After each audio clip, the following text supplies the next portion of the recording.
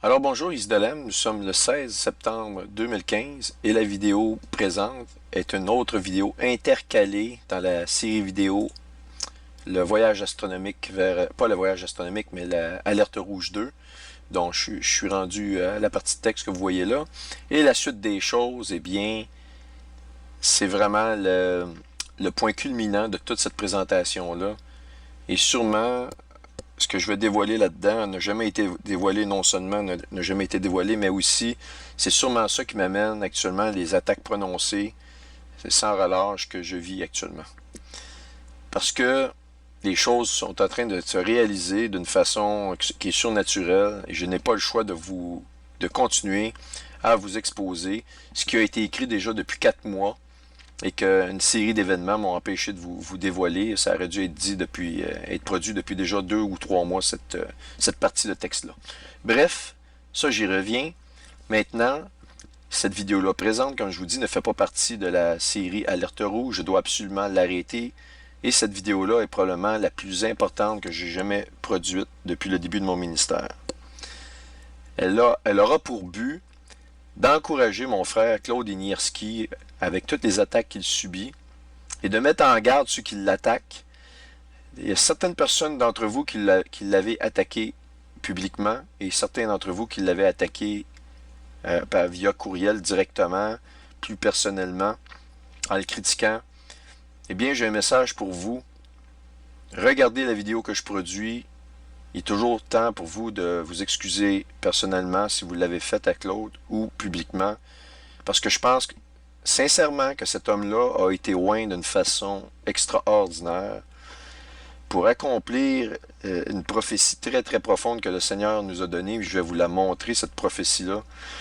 Et c'est une très très grande mise en garde. Et sachez que si l'enlèvement n'est pas arrivé au mois de septembre 2013, toutes les réponses, j'ai beaucoup de réponses à vous expliquer pourquoi, et que nous ne sommes pas sortis de cet espoir-là très très grand et qui est encore plus, pour moi, plus grandissant dans mon cœur. Il y a encore plus de preuves qui m'amènent à vous dire que, sincèrement, je crois que nous sommes vraiment au point d'arriver de cet événement-là qui est l'enlèvement de l'Église. Je ne suis qu'un homme, mais je sais que la qualité que j'ai, c'est un esprit mathématique très très fort. Quand il y avait des problèmes de mathématiques à l'université, j'arrivais, je voyais tout avant tout le monde et je trouvais toujours les petites choses. Maintenant, depuis 7 ans, le Seigneur a amené son cœur dans le mien. Et en plus de ça, j'ai vraiment assez de connaissances pour vous dire que je ne connais rien. C'est-à-dire que sans lui, sans le Seigneur, sans sa sagesse, je ne vaux absolument rien, je ne sais rien et je ne connais rien. Et je vous le dis publiquement, là, ne soyez pas déçus, je ne suis pas en train de me dénigrer, je vous le dis publiquement. Ce que je croyais connaître, eh bien, je me rends compte de jour en jour, par la parole de Dieu, eh bien, je suis émerveillé de voir ce qui se produit. Et justement, je vais vous parler de Claude Inierski. Claude Inierski est un cœur très sincère, c'est un cœur honnête, c'est un homme qui a fait un ouvrage extraordinaire. Ceux qui sont prêts à envoyer son livre dans les vidanges, j'ai des nouvelles pour vous. Eh bien, vous allez voir ces preuves-là. Et ce que je vais vous montrer, ce sont des faits, mais ne me demandez pas à une certaine limite de vous expliquer qu'est-ce qui se passe parce que je n'ai aucune réponse. Tout ce que je peux vous dire, c'est que maintenant Dieu a pris son agenda et son agenda, il l'impose au monde entier, ou même aux Juifs. Les orthodoxes et les non-orthodoxes vont avoir des réponses à donner maintenant, ils sont dans un grand embarras. On va voir ces choses-là. Avant de commencer, je veux parler de quelque chose qui est vraiment trop extraordinaire, d'un de mes frères Fabien et Marc, qui travaillent une chaîne YouTube qui s'appelle Helix. Vous avez ici H-E-L-X. Et ils ont produit 2 vidéos récemment. Vous voyez, le 13 septembre. Ça, c'est en plus extraordinaire. Ils ont sorti ça le 13 septembre. Qui s'intitule Orion et les prophéties. 6. La révélation 2 de 2. Et vous avez le 1 de 2. C'est-tu un hasard ici? Il n'y a que 109 vues. 911. Je vais vous dire une chose, là, tous ceux qui m'écoutent, allez voir cette vidéo-là, en commençant par la première, ne faites pas l'erreur d'écouter la deuxième. ces gens-là ont utilisé un logiciel de dessin et à partir de la ceinture d'Orion et des grandes pyramides, ont démontré que dans le multidimensionnel, que même dans le multidimensionnel, la parole de Dieu est vivante. Écoutez, j'ai pas d'autres mots pour vous décrire la beauté, la grandiosité de qu'est-ce que ces gens-là ont fait dans la plus grande humilité. Et comme le Seigneur n'a pas été populaire sur cette terre, il est venu, on a craché dessus, tout le monde a voulu le mettre à mort, à part une poignée une petite poignée de gens qui ont compris qui était le Seigneur, qui était le véritable Fils de Dieu. Car Dieu n'est pas arrivé en Lamborghini avec beaucoup d'argent pour attirer les regards. Il s'est dit non, parce que le véritable amour d'une personne, c'est de trouver que cette personne-là, les petits secrets du cœur d'une personne, la trouver. Quand vous aimez une femme, eh bien, si cette femme-là, elle est différente de toutes les autres femmes sur la planète Terre, eh bien, vous venez de trouver le véritable amour. Cette femme-là, les gens vont dire, mais qu'est-ce que tu fais avec cette femme-là? Ah, elle n'est pas jolie, cette femme-là, mais qu'est-ce que tu lui trouves? Et vous voyez le trésor en cette femme-là, et cette femme-là voit le trésor qu'il y a en vous, alors que plusieurs des amis de cette femme-là vont dire de vous, ah, qu'est-ce que tu trouves à cet homme-là, quitte-le, ou peu importe ce qu'ils peuvent dire. Bien, je vais vous dire une chose, il n'y a pas beaucoup de visibilité ici. Allez voir ces vidéos-là, allez voir aussi les autres vidéos qu'ils produisent. Je vous le dis que lorsqu'une révélation comme ça nous est donnée, qui est très honnête, ils utilisent un logiciel, et le logiciel est capable de faire des milliards de calculs en quelques secondes. Parce que ça, c'est énormément de calculs, générer des images en 3 dimensions. Ils ne peuvent pas tricher.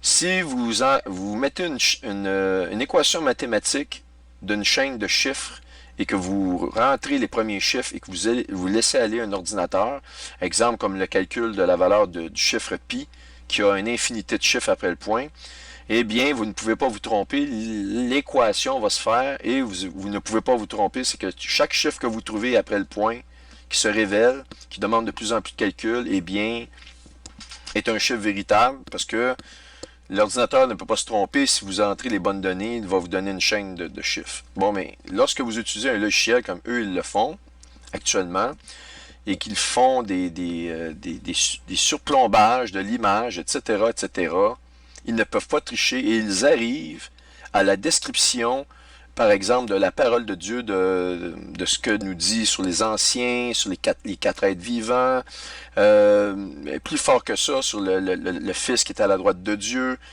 la pierre angulaire, vous avez tout ça, et même davantage, même la coupe apparaît. Écoutez, c'est de toute beauté, allez voir ça.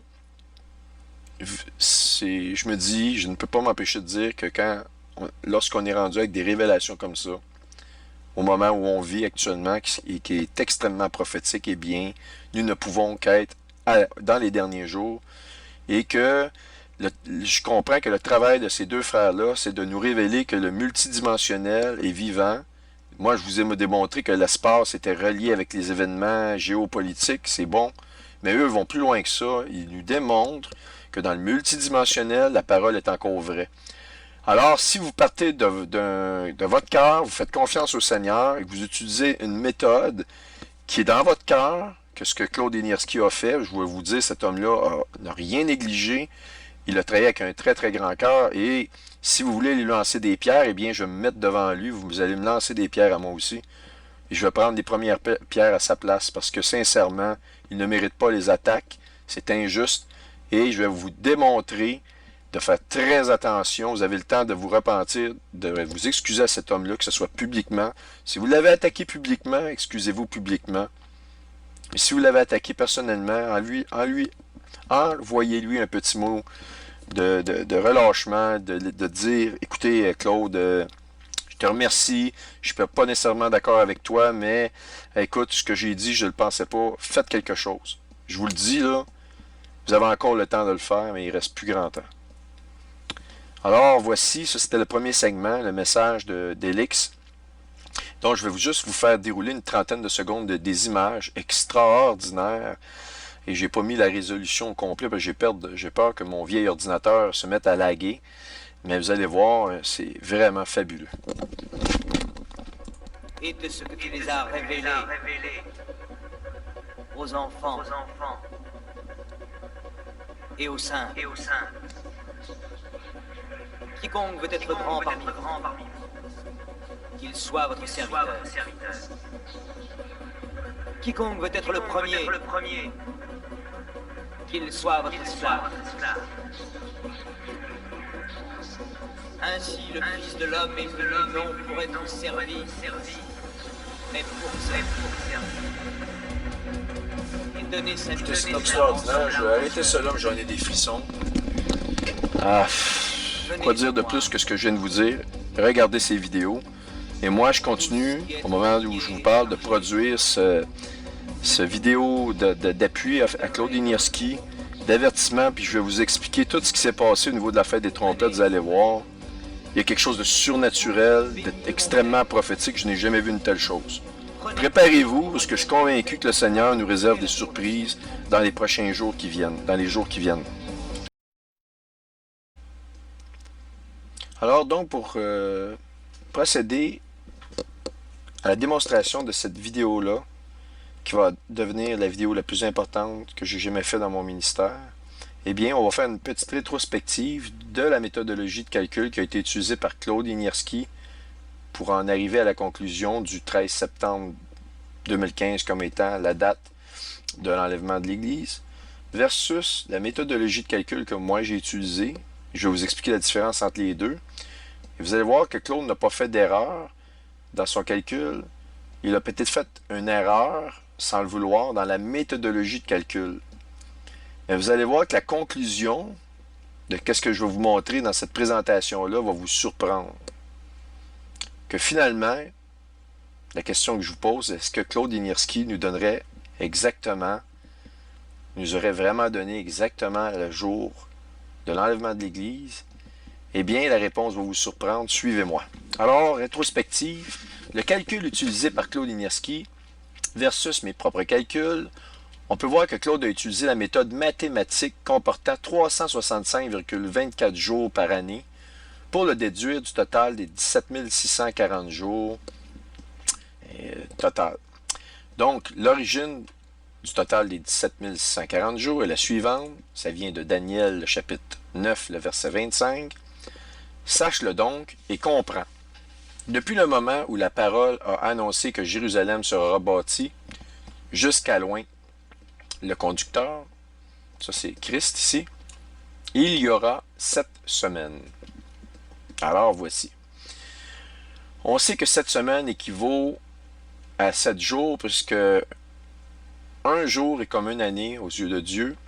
On le voit à plusieurs endroits, on le voit dans les Nombres 34, chapitre 14, les versets 33 à 34, et on voit dans Ézéchiel, le chapitre 4, les versets 4 à 6. Prophétiquement parlant, chaque année de temps passé pour l'homme équivaut à comme une journée dans les yeux de Dieu, aux yeux de Dieu. Un peu comme un jour équivaut à 1000 ans aussi dans les yeux de Dieu. Alors, donc, chaque année biblique comporte, donc, on sait, 360 jours. Et donc, si il y a 7 semaines, eh bien, pour avoir le nombre de jours, eh bien, on fait 7 semaines fois 7 jours par semaine. On a 49 jours total. Et si 49 jours total, un jour équivaut à une année, alors, donc, nous avons 49 années. Donc, si j'applique 49 ans et j'utilise les 360 jours par an qui étaient utilisés à l'époque pour le calendrier, eh bien, j'arrive à un total de jours bibliques, selon la parole de Dieu dans Daniel 9, 25, à 17 640 jours au total. Là, ici, je vais vous faire une note générale. J'ai vu énormément de critiques à l'endroit de Claude Inierski, à l'effet que, bon, il s'est trompé, le 17 640 doit être appliqué de telle façon. Eh bien, c'est faux. Claude ne s'est pas trompé. Il nous a dit exactement ce qu'il en est. Il faut utiliser 360 jours par an. Et le total de nombre de jours bibliques est réellement 17 640 jours. Bien que les années bibliques ne sont pas égales à nos années d'aujourd'hui, une journée biblique équivalait à aller au jour qu'on a aujourd'hui. Parce qu'un jour est délimité par le lever du soleil jusqu'à son coucher. On vient de dire qu'il y a une journée. Et lorsqu'il se relève, c'est le début d'une autre journée. Alors, c'est du point, si vous voulez, du coucher du soleil au coucher du soleil, eh bien, on peut déterminer qu'il y a une nouvelle journée qui se lève. Eh bien, on ne peut pas se tromper de ce niveau-là. Donc, chaque jour sont ce qu'ils sont. Et donc, 17 640 jours bibliques, eh bien, ça équivaut à 17 640 jours de nos jours à nous. Maintenant, il y a un décalage au niveau des années. À l'époque, on calculait 360 jours par année. Maintenant, on calcule 365,24 jours par année. Alors, il fallait appliquer donc cette méthodologie-là pour se rapporter au temps où Daniel a dit ces choses-là. Donc, Claude l'a bien fait. Et Claude arrive au 25 septembre pour la date de la terminaison de ce décompte. C'est-à-dire qu'il a pris 365,24. Il l'a appliqué ici. Il est parti du 8 juin 67, qui est la parole de David Ben-Gurion. À l'effet, il a prononcé la restauration, si vous voulez, de la ville de Jérusalem à la guerre des 6 jours.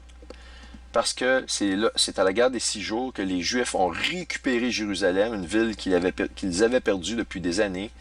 Et il a prononcé de façon prophétique, par la parole, il l'a annoncé au peuple juif. Ça, c'est historique, le 8 juin 67. Voici, nous allons reconstruire, nous allons rebâtir Jérusalem.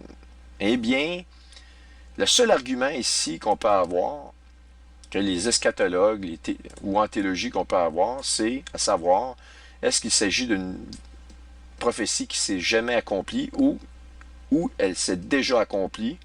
Eh bien, sachez-le que cet argument-là est dérisoire, il ne sert absolument à rien, puisqu'on parle de Jérusalem ici, et au pire aller, cette prophétie-là devient ce qu'on appelle une double prophétie. C'est-à-dire que si ça s'est déjà produit dans le passé, puis là, je ne veux même pas débattre de ça, ça ne sert absolument à rien.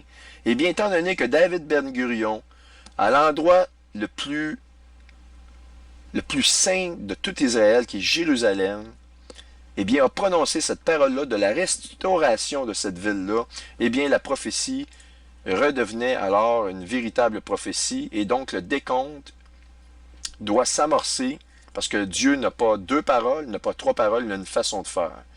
Alors donc, on va éviter de tous ces débats-là, savoir si c'est une double ou une simple prophétie, ça ne sert absolument à rien. Donc, David Ben-Gurion a vraiment prononcé le 8 juin 67. Par sa parole, il n'a pas présenté un document écrit, il l'a donc présenté par sa parole. Voici, nous allons restaurer Jérusalem. Donc, la Bible est claire, depuis le moment où la parole a été annoncée que Jérusalem sera rebâtie. Je vous rappelle que c'est seulement au mois de septembre, drôle, hein, au mois de septembre 1967, que Shimon Peres a présenté un document écrit de la façon dans laquelle Jérusalem serait rebâtie, etc. Donc, un décret écrit. Mais Ben-Gurion a relâché la parole de la restauration, il l'a fait le 8 juin 67. C'est un fait historique. Alors, notre frère a travaillé avec énormément de zèle, il n'a pas rien négligé, il n'y a rien à dire. Je continue. Donc, Claude est arrivé au 25 septembre, la date de la terminaison de ce décompte. Et là, j'invite à toute l'Église de ne pas paniquer. Et je vous le dis, là, il n'y a rien de terminé pour l'enlèvement de l'Église. Je vais tout vous montrer. Et vous allez voir, j'en reviens même pas moi-même. Claude a alors considéré un décalage de jours pour le ramener au Rosh Hashanah du 13 septembre 2015, dont voici un extrait de ce qu'il a lui-même écrit comme explication lors d'un bref échange que j'ai eu la chance d'avoir avec lui le 14 septembre. Alors, je vous ai fait un extrait du courriel qu'il m'a envoyé. Il y a bel et bien 13 jours de réajustement du calendrier grégorien julien de l'an 1 à l'an 2015, car les 10 jours correspondaient jusqu'à l'an... Le 10 jours de décalage, si vous voulez, correspondait jusqu'à l'an 1550.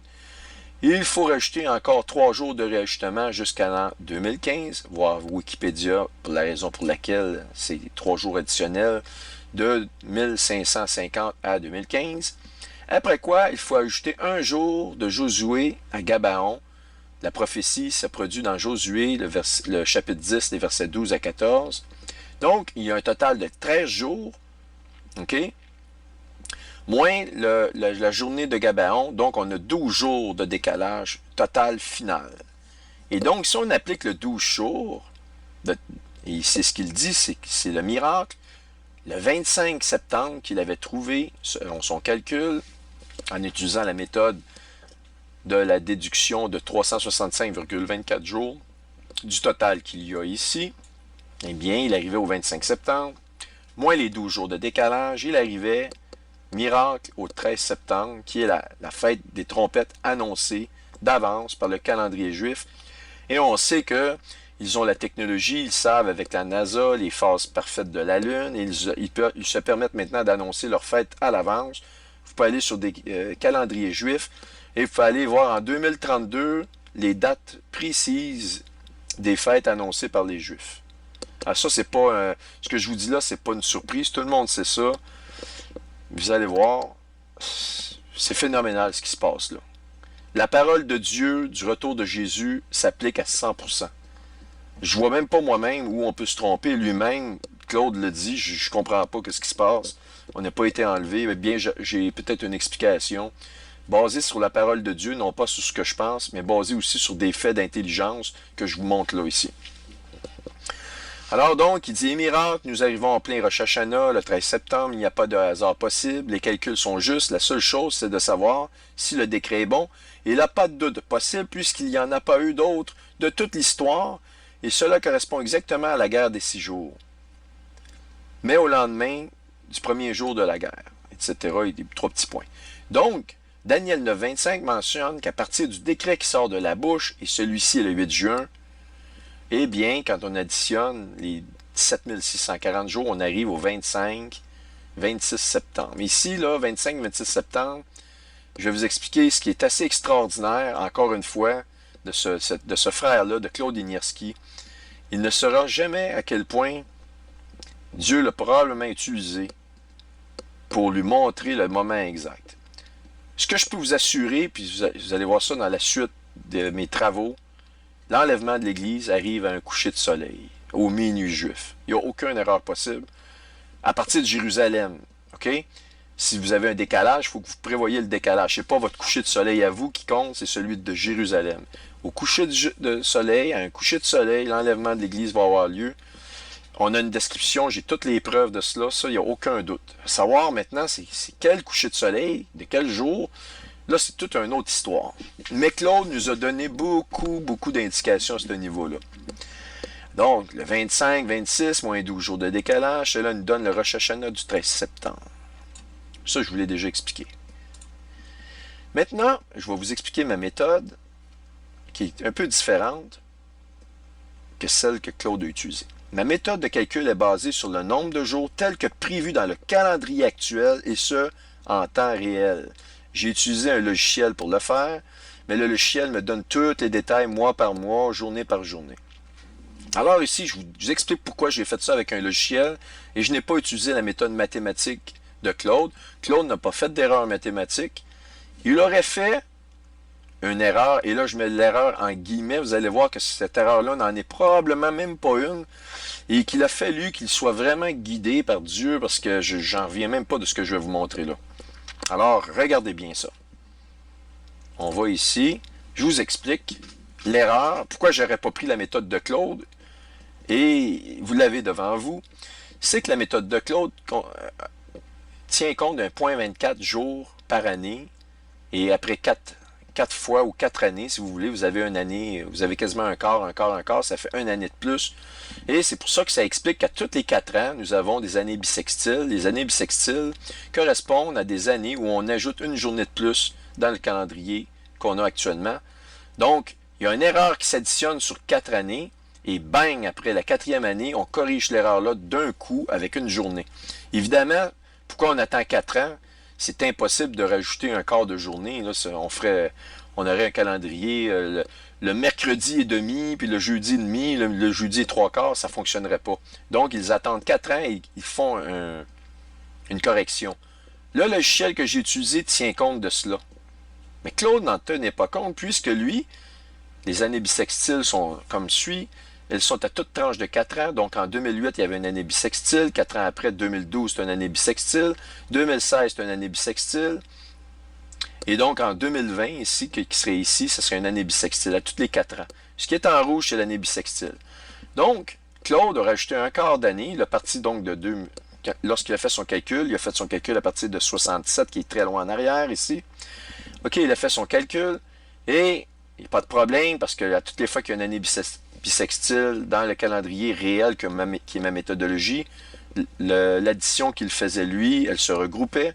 Mais à partir de 2012, ça n'a pas été le cas puisqu'il n'a jamais atteint 2016.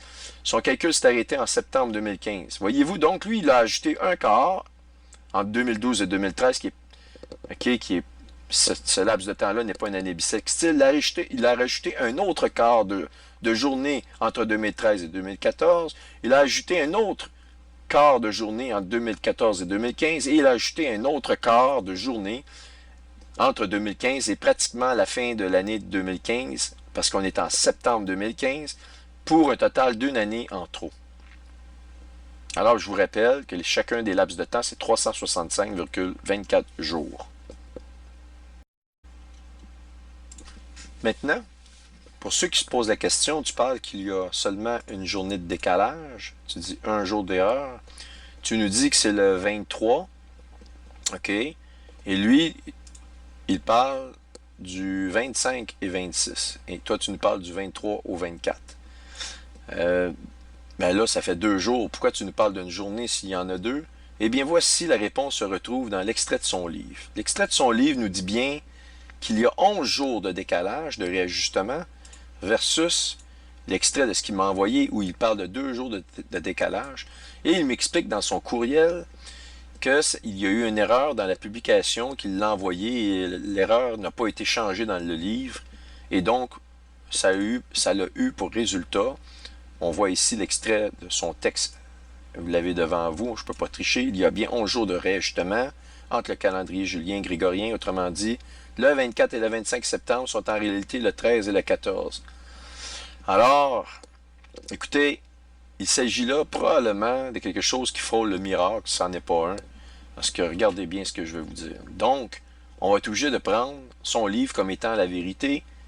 Il dit donc le 24 et le 25. Et quand on entend par 24 et 25 que c'est l'aube, c'est le minuit, le coucher du soleil qui démarque le 24 et le 25, il arrive entre les deux. Alors, on comprend que c'est à la fin de la journée du 24 au coucher de soleil. Et c'est la même chose ici. Le Rosh Hashanah était annoncé d'avance et devait se terminer à la fin, au coucher de soleil, au minuit juif du 13 et qui délimite le 13 au 14. Alors ici, on n'a aucune tricherie possible. Tout est là. Alors, regardez bien. C'est là que le mystère de Dieu semble opérer. Ici, le Seigneur avait vraiment utilisé Claude Inierski et lui avait vraiment révélé le temps de l'enlèvement de l'Église d'une manière que même ce dernier ignore. À un point tel que il nous a donné son cœur, il nous a dit qu'il a eu une révélation. Et vous savez qu'une révélation, c'est quelque chose que le Dieu vous dévoile dans votre cœur. C'est une intelligence qui vous dépasse. Et vous servez de témoin et vous lancez ce que vous savez dans votre cœur que Dieu vous révèle. Et donc, étant donné que vous n'êtes pas l'auteur de ce qui vous a été révélé, vous le dites dans la meilleure façon possible. Et vous ne savez même pas si finalement ce que vous avez dit ou fait va se réaliser. Imaginez-vous les prophètes de l'Ancien Testament qui annonçaient les derniers jours, qui ont vécu des milliers d'années avant que les événements sortant de leur bouche arrivent. Ils sont morts sans savoir et en se posant la question, qu'est-ce que j'ai dit? Est-ce que c'était vraiment Dieu? J'espère que Dieu, je t'ai pas créé un affront. J'ai suivi mon cœur, j'ai dit des choses qui m'ont été révélées par toi, mais je ne verrai jamais de toute ma vie ces choses-là, Seigneur. Et j'ai été persécuté, on m'a même mis à mort pour avoir dit des choses en me disant faux prophète, en le criant, en se faisant cracher dessus, etc., etc., etc. Imaginez-vous, là. Il s'agirait alors, si ce que je vous dis là est vrai, là, si Claude Inierski aurait été utilisé ou avait été utilisé par le Seigneur vraiment, même à un niveau tel qui dépasse même l'entendant de Claude lui-même. Il s'agirait d'une preuve surnaturelle de l'honnêteté du cœur de notre frère Claude lorsqu'il nous dit qu'il a reçu une révélation de Dieu, car une révélation, comme je viens de vous le dire, ne vient jamais de nous-mêmes, et par conséquent, la révélation dépasse toujours l'entendement de celui qui la reçoit. Eh bien, je vais vous montrer des preuves, et vous les exposer, qu'effectivement, je crois que notre frère Claude Inierski a reçu une révélation probablement d'une manière qui remplit à la lettre les Écritures, c'est-à-dire que nul ne connaît l'heure ni le jour. Alors il a révélé quelque chose devant nous et il ne savait toujours pas ni l'heure ni le jour. C'est extraordinaire. Regardez bien ce qui suit. Alors, comme je vous l'ai déjà expliqué, le Seigneur va faire selon sa tradition à lui et non pas selon la tradition de l'homme.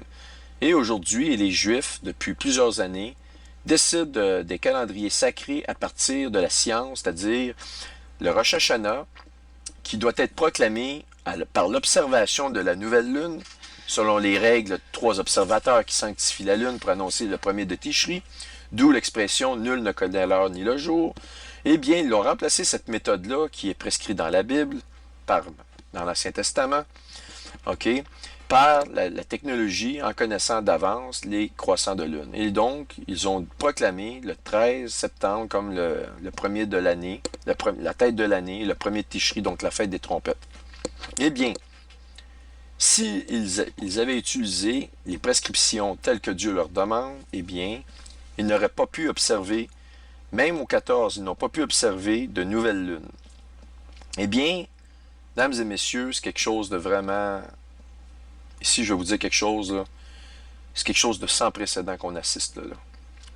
La fête des trompettes n'a pas pu être proclamée le 14 à cause d'une tempête de sable historique qu'ils n'ont jamais connue. Il aurait été impossible à des observateurs de voir la Lune, puisque le ciel était rempli de sable. Rien à faire. Donc, la fête des trompettes, il y a un délai dans la fête des trompettes, et elle devait être prononcée automatiquement le lendemain, soit le 15 septembre, à partir du coucher du soleil, et le premier de Tishri, donc, commençait au coucher du soleil du 15 septembre, jusqu'au coucher du soleil du 16 septembre. Maintenant, vous devez comprendre que la fête du Yom Kippour, ou la fête du Grand Pardon, le Yom Kippour, cette fête-là est intrinsèquement liée à la fête des trompettes.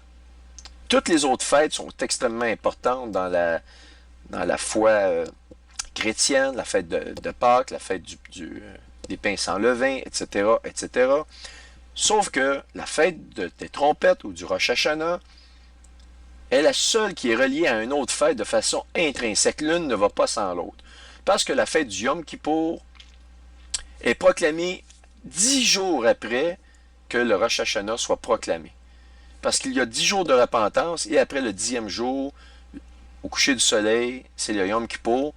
Et ils vont proclamer la fin du Yom Kippour au coucher du soleil. Donc, ça devait être le 23.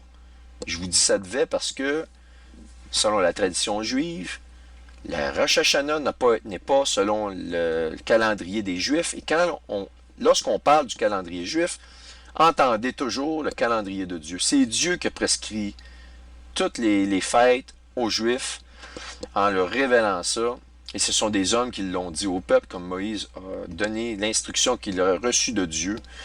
Eh bien, mesdames et messieurs, c'est extraordinaire, puisque, d'une façon surprenante, la prophétie de nul ne connaît l'heure ni le jour et du maître qui tarde à venir, eh bien, nous sommes en plein dedans. Tout est vivant, la parole est parfaitement vivante, et vous allez voir la relation que ça a avec Claude Inierski, cet homme qui a donné énormément de cœur dans son ouvrage. Le travail qu'il a fait, cet homme-là, il aurait pu aller sur une plage, s'amuser avec sa famille, eh bien non. Il l'a consacré avec des heures d'études et de travail acharné. Alors, voici ce que je suis en train de vous dire finalement, c'est que selon la tradition, Dieu nous démontre actuellement que c'est lui qui contrôle le calendrier et que ce n'est pas la science, et que le 13 de septembre, eh bien, finalement, ce n'est pas le premier de l'année, que le premier de l'année a commencé le 15 septembre. Donc, les Juifs orthodoxes et non orthodoxes actuellement, qu'ils soient traditionnels ou non, sont dans tout un embarras. Ils sont dans un grand embarras. Et je vais vous montrer des versets qui correspondent, des versets très précis, qui correspondent à une prophétie qui devait venir. Je suis convaincu. Et tout est là, le nombre de jours, tout est absolument là. Et qui démontre et qui crie au peuple juif, regardez, vous avez un sauveur qui est venu, qui s'appelle Jésus-Christ. Tournez-vous vers lui avant qu'il ait encore temps. Lâchez vos traditions et tournez-vous vers lui. Alors, ici, c'est extraordinaire. Et vous comprendrez que s'il y a 10 jours de pardon, intrinsèquement liés pour nous amener à la fête du Yom Kippour, eh bien, le Yom Kippour qui nous est annoncé le 23 septembre au coucher du soleil, au moment où ils vont sonner un son de trompette de chauffard pour annoncer la fin au coucher du soleil, et je vous le dis encore, l'enlèvement a lieu à un coucher de soleil. Ça, c'est clair. Dans mes textes qui viennent, je vais le démontrer de façon irréfutable. Maintenant, si ça a commencé le 15 septembre, eh bien, la fête du Yom Kippour devrait être le 25 septembre, exactement correspondant au calcul de Claude Inierski du 24-25 septembre, tel que montré dans son livre ici. Voyez-vous ici, on l'a, la preuve, dans son livre. Alors donc, les Juifs, orthodoxes, non orthodoxes, traditionnels ou non, sont dans un très très grand embarras, puisque leur calendrier, le calendrier qu'ils ont mis selon leur intelligence et selon leur science, eh bien, ne correspond plus. Voyez-vous ici, le Yom Kippour devrait être donc le 25 septembre 2015. Et je vais vous montrer quelque chose ici d'absolument renversant. Voyez-vous, c'est un graphique ici des fêtes. Ça vous donne le premier de Tishri, 29 d'Elul. Donc, voyez-vous ici le Rosh Hashanah qui doit arriver au premier de l'année, premier de Tishri, est symbolisé par une balance. Ne vous ai-je pas montré Osiris sous une balance et des versets clés qui nous annoncent le début du jugement dans la balance? Bien, ça, c'est un site juif ici, c'est pas moi. Vous avez ici les 10 jours de repentance. Voyez-vous ici le personnage qui est complètement face à terre et demande pardon à Dieu pour ses péchés. Et voyez-vous ici les parchemins, l'ouverture. Ils vont lire ici des textes sacrés appropriés au Yom Kippour. Eh bien, ça correspond aussi à l'image de l'ouverture des sceaux où on voit que le Seigneur, finalement, c'est lui qui ouvre un grand livre. Il y avait un livre devant et ne pleure pas car il y en a un qui est digne d'ouvrir le livre et de déceler. Voyez-vous l'image des parchemins ici, ils vont lire des parties des Écritures, effectivement.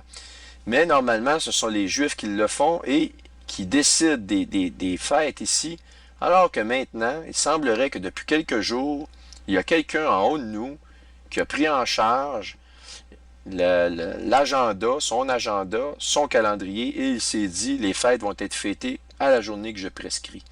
Et notez bien, encore une fois, que pour revenir ici au site, le Yom Kippour ne serait plus maintenant le 23, mais le 25 septembre. Et c'est exactement ce que Claude Inierski, en utilisant une méthode qui pouvait lui amener un petit risque d'erreur ici à la fin, comme je vous ai montré, eh bien, et il l'a fait avec tout son cœur, il n'y a pas d'erreur de calcul mathématique, comme je vous l'ai expliqué, eh bien, serait arrivé au 25 septembre. Intéressant. Regardez la suite des choses. Alors, curieusement, voici ce que le Seigneur nous dit lui-même de ce qui va en être à la fin des temps, à l'intérieur de l'Église. L'Église, en guillemets. Parce que dans l'Église, il y a des apparentés à l'Église, il y a l'Église réellement. Il y a le bon grain et il y a l'ivraie. Les deux brins d'herbe, le bon grain et l'ivraie, se ressemblent comme deux gouttes d'eau. Seules les racines sont différentes. Et ça, je vous ai déjà tout expliqué ces choses-là. La Bible nous en parle. Eh bien, écoutez, là, Actuellement, nous assistons à une séparation majeure, marquante dans l'Église.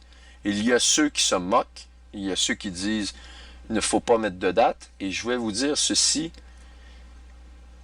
quel mal y a-t-il à vouloir donner une date si vous cherchez avec tout votre cœur, à savoir le moment où vous allez recevoir de la visite chez vous, particulièrement d'une personne que vous chérissez de tout votre cœur? Quel mal y a-t-il de vouloir chercher la date de cette visite-là? Si vous continuez de persister à dire, vous mettez des dates, vous êtes des faux prophètes, eh bien, je vais vous dire ceci, vous êtes des hypocrites. Parce que vous-même, lorsque vous recevez quelqu'un chez vous, de la visite, que ce soit des parents, de vos enfants ou des amis que vous chérissez, vous les appelez, vous leur demandez, à quelle date penses-tu venir chez moi? Ils vont vous donner une date, vous cherchez à le savoir, OK? Non seulement vous cherchez à le savoir, mais vous allez préparer votre demeure, de telle sorte que lorsque cette visite-là se présente chez vous, bien, vous les accueillez avec une maison qui est propre et vous ouvrez vos bras et vous leur faites un gros câlin lorsque vous les voyez. Et vous n'aimez pas les surprises, à savoir, ils vont arriver dans 2 jours, dans 3 jours, vous voulez savoir. Alors, si vous aimez vos amis, mais que vous n'aimez pas le Seigneur, à savoir quand est-ce qu'il va revenir, vous avez un sérieux problème. Vous êtes en train de placer vos amis avant même le Seigneur, et le Seigneur vous dit, si quand même que vous aimez mieux vos parents que moi, vous n'êtes pas digne de moi. Si vous aimez mieux vos amis que moi, vous n'êtes pas digne de moi. Si vous aimez mieux votre femme ou votre mari que moi, vous n'êtes pas digne de moi. C'est écrit dans la parole. Alors, sachez-le bien, c'est le Seigneur qui parle, si le maître de la maison savait à quelle heure le voleur doit venir, il veillerait et ne laisserait pas percer sa maison. Vous aussi, tenez-vous prêts, car le Fils de l'homme viendra à l'heure où vous n'y penserez pas. Et vous êtes d'accord avec nous, avec le surnaturel que je viens de vous montrer, relativement à cette fête des trompettes-là qui devait être le 13 et qui a été d'une façon inattendue reportée de quelques jours, eh bien, moi-même, je ne peux pas savoir ni l'heure ni le jour. Et Claude Inierski lui-même croyait le savoir, il ne le croyait pas, mais il a peut-être donné la date. Vous avez tout compris ça? Je continue. Pierre lui dit, Seigneur, est-ce à nous ou à tous que tu t'adresses dans ces paroles? Et le Seigneur lui dit, quel est donc l'économe fidèle et prudent que le maître établira sur ses gens, pour leur donner la nourriture au temps convenable. Heureux ce serviteur que son maître, à son arrivée, trouvera faisant ainsi. Je vous le dis en vérité, il l'établira sur tous ses biens. Mais si ce serviteur dit en lui-même, mon maître tarde à venir, et il se met à battre les serviteurs et les servantes, à manger, à boire et à s'enivrer, le maître de ce serviteur viendra le jour où il ne s'y attend pas et à l'heure qu'il ne connaît pas, et il le mettra en pièces, et il lui donnera sa part avec les infidèles. Alors, si vous persistez à accuser, à attaquer M. Claude Inierski, dans tout le travail qu'il a fait, avec le cœur qu'il lui a mis, et je vous démontre que finalement, rien n'est joué. Attendez, j'ai d'autres versets qui viennent là, pour expliquer les 10 jours de délai, vous allez voir. Eh bien, vous vous exposez à quelque chose de très, très, très dangereux. Je peux vous le dire. Moi, j'ose même pas penser d'avoir une pierre à lancer à cet homme-là. Vous avez les faits, attaquez-vous à la parole telle quelle, si vous avez des arguments, mais bonne chance parce que j'ai vraiment... Tout ce qui entoure la prophétie de Daniel 9, 25, je l'ai très bien étudié, je ne suis pas le seul. Et bonne chance de l'attaquer parce que je crois que cet homme-là est irréprochable. On peut lui reprocher absolument rien. Et si l'enlèvement n'arrive pas d'ici la fin du mois de septembre, je vais continuer de vous dire ceci.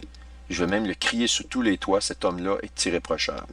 On ne peut lui reprocher absolument rien. Il a fait avec tout son cœur ce qu'il devait faire. Il n'a pas négligé aucun détail. Il a travaillé fort. Et surtout, il aime le Seigneur à un point tel qu'il cherche vraiment à connaître le jour de son retour. Quel amour cela représente-t-il? C'est un amour incroyable du Seigneur. Et beaucoup d'entre vous là, qui m'écoutez, qui cherchaient à le critiquer, eh bien, je vais vous dire une chose. Vous avez plus d'amour pour vos voisins, vos amis que le Seigneur. Parce que si vous ne voulez pas chercher vous-même avec nous la date de son retour, c'est un sérieux problème. Maintenant, voici un verset clé qui nous démontre deux choses importantes, qui nous parle de ce que l'Église est et que l'Église va être retirée. Et le symbole de l'Église, qu'est-ce qui démarque l'Église de façon visuelle dans le témoignage dans les hommes? Eh bien, c'est le baptême d'eau. Évidemment, vous avez le baptême de feu. Le baptême de feu, il y a beaucoup de chrétiens qui se disent chrétiens, qui n'ont pas reçu le baptême de feu. Et le baptême de feu, c'est un don de Dieu. C'est l'entrée de l'Esprit Saint dans le corps d'une personne. Et ça, c'est vraiment ce qui distingue la vraie Église, le bon grain de l'ivraie qui est le mauvais grain.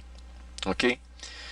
Certains vont le recevoir plus tard, mais beaucoup de gens qui assistent à des assemblées chrétiennes sont en fait des personnes qui sont froids et on les reconnaît à l'effet qu'ils ne cherchent pas vraiment à savoir le moment du retour de Jésus. Ils aiment mieux leur propre vie, leur vie terrestre, que la vie qu'ils attendent, qui leur a été promis par Christ lui-même. OK? Donc, ici, ce que je vais vous montrer est extraordinaire. Et on voit un parallèle entre l'Église qui est sortie du Jourdain. Le Jourdain, c'est la rivière dans laquelle Jean le Baptiste a commencé à montrer le baptême d'eau. Et c'est lui qui a baptisé Jésus de l'eau. Et c'est dans le Jourdain que toutes ces choses-là se sont passées. Et donc, c'est extrêmement significatif ce que je vais vous montrer là. Et ça nous ramène exactement au 10e jour du premier mois. Et c'est là que le peuple est sorti, si vous voulez, du Jourdain. Et comme vous le savez, le son de la trompette de Dieu, c'est Dieu qui appelle, c'est le Seigneur qui vient nous chercher, et c'est Dieu qui appelle cet ordre-là de venir nous chercher. Au moment de la dernière trompette, de la trompette de Dieu, c'est quelque chose de surnaturel, c'est au moment de l'enlèvement. Eh bien, vous allez voir le même parallèle, c'est l'Éternel qui ordonne à Josué, à l'époque, à cette époque-là, de demander aux sacrificateurs d'enlever l'arche de témoignage et de la sortir du Jourdain. Et de sortir du Jourdain, et aussi, eux, de sortir complètement du Jourdain. Il les demande d'évacuer. Ce qui est extraordinaire là-dedans, c'est que c'est un parallèle avec le peuple juif actuellement, dans laquelle ils attendent une fête qui était supposée arriver le 13 septembre avec toute leur intelligence, leur technologie, et tout à coup, des phénomènes hors de leur contrôle, surnaturels, leur imposent un nouveau calendrier. Il y a quelqu'un qui me dit, ce n'est pas le calendrier juif, c'est mon calendrier, et cette personne-là est nul autre que Dieu lui-même. L'Éternel dit à Josué, je vais commencer, ordonne aux sacrificateurs qui portent l'arche de témoignage de sortir du Jourdain. OK? Les sacrificateurs, qui sont-ils? Eh bien, ils représentent les témoins de la parole de Dieu et justement, ils portent l'arche du témoignage. Aujourd'hui, nous sommes dans les temps de l'Église et ça ici, nous étions avant les temps de l'Église. Maintenant, nous sommes dans les temps de l'Église. Qui porte le témoignage de la parole? C'est l'Église, la vraie Église, celle qui a été baptisée de feu et d'eau, c'est-à-dire la véritable Église, la véritable fiancée de Christ. Nous sommes ces gens-là. Il demande donc Dieu de les sortir du Jourdain, qui est justement le Jourdain, la rivière du symbole des premiers baptêmes d'eau. Ou, si vous voulez, l'origine de l'Église d'origine, si vous voulez, originelle. Et Josué donna cet ordre aux sacrificateurs, sortez du Jourdain.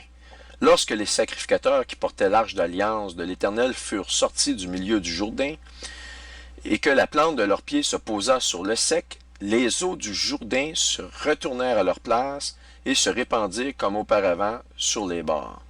Ce fut un miracle, les eaux du Jourdain ont été empilées. Il y a un endroit où l'eau n'était plus. Ils étaient dans le milieu du Jourdain. Le sol était humide. Ils étaient là et Josué les a ordonné de sortir du milieu. Et lorsqu'ils sont partis, c'est comme une porte qui se referme derrière vous. Les eaux ont repris leur place. Alors, écoutez bien ceci. Le peuple sortit du Jourdain le 10e jour du premier mois. Et il campa à Gilgal, à l'extrémité orientale de Jéricho. Vous vous rappelez le mur de Jéricho, le peuple monte, ce que je vous ai montré dans un chapitre précédent? Alors, voyez-vous, tout se met en place. Les pièces du casse-tête s'imbriquent vraiment parfaitement maintenant. Et donc, le 10e jour du premier mois, qu'il est-il? Eh bien, actuellement, selon ce qu'on voit, selon l'agenda de Dieu, avec les phénomènes extraordinaires qui se sont produits, eh bien, le 10e jour du premier mois tomberait sur le 25 septembre 2015, date du calcul précis de Claude Inierski, en tenant compte de la fraction d'un quart dans son calcul. Vous commencez à comprendre que rien n'est joué. Vous commencez à comprendre que même cet homme-là qui a reçu d'énormes méchancetés, eh bien, est peut-être utilisé pour l'accomplissement d'une prophétie dans la francophonie, là, ok? Attendez, je vais retrouver le verset. Le verset, attendez. Et c'est dans Luc 12, les versets, à partir du verset là, 42, là. Mais on va aller particulièrement... Ok, bon, verset 42 exactement. Et le Seigneur dit qu'elle est donc l'économe fidèle et prudent. Prudence, que le maître établira sur ses gens pour leur donner la nourriture au temps convenable. Donner la nourriture au temps convenable. Alors, qui est la personne qui a donné de la nourriture au temps convenable? C'est un des fidèles, c'est un des serviteurs. Il donne de la nourriture au temps convenable. Eh bien, pouvons-nous dire que Claude Inierski nous a donné de la nourriture au temps convenable avec son livre? Moi, en tout cas, je peux vous dire que ça m'a grandement donné de l'espoir, puis inspiré, et que si ça n'avait pas été de cet homme-là, via Arthur Alamand, comme je l'ai dit, dès le départ, dès l'entrée du jeu, dans les premiers chapitres de cette série vidéo-là, Alerte Rouge 2, bien, si ça n'était pas été de ma rencontre avec Arthur qui me montre ce livre-là, probablement que j'aurais pas fait la série Alerte Rouge 2. Tout est interrelié et nous sommes les frères et les sœurs édifiés sous Christ, sous son corps, dans un même corps. Nous faisons toute partie du corps de Christ, mais édifiés sous lui, comme un peu l'effet d'une pyramide, si vous voulez. Nous sommes tous interreliés les uns aux autres, dans un même esprit. Heureux ce serviteur que son maître, à son arrivée, trouvera faisant ainsi. Je vous l'ai dit en vérité, il l'établira sur tous ses biens. Mais ce serviteur se dit en lui-même, mon maître tarde à venir, et il se met à battre les serviteurs et les servantes. Écoutez, est-ce qu'on peut considérer que Claude Inierski se fait battre par des gens qui se disent chrétiens? Eh bien, absolument. Je crois que le Seigneur est en train d'utiliser cet homme-là pour accomplir une parole extrêmement profonde, et non seulement ça, mais il lui aurait révélé à Claude Inierski probablement la date exacte, très possible, de l'enlèvement de l'Église. Que, de toute manière, dès le départ, même si des gens sont partis en peur, le calcul de Claude ici a toujours été le 25 septembre. OK, ça a toujours été ça. Et le calcul, je peux le vérifier. Moi, mon calcul arrive au 23. OK, sauf que, dans les faits, peu importe mon calcul, peu importe son calcul, c'est Dieu qui mène. Et selon la tradition, le Rosh Hashanah a officiellement, aux yeux de Dieu, commencé le 15 septembre, nous amenant au 25 septembre. Ça m'amène à un verset très clé sur l'enlèvement de l'Église et qui est relié aux événements prophétiques jamais vus auparavant du 23 septembre. Restez à l'écoute si vous allez vraiment être renversé par ce que je vais vous montrer.